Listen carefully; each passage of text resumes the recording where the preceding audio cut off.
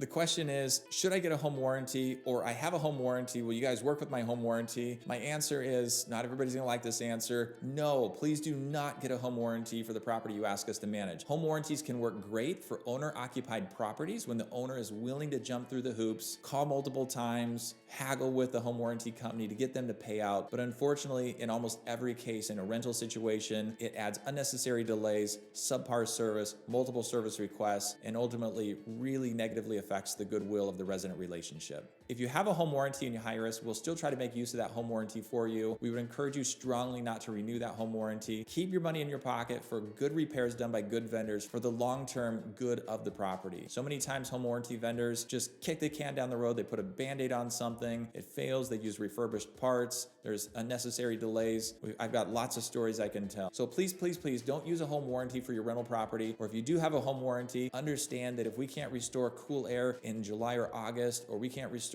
hot water to a property within 2 to 3 business days tops, we need your full support in going around the home warranty, getting the right repair done by a qualified technician that we have a great relationship with, and then you can haggle with your home warranty later to reimburse you.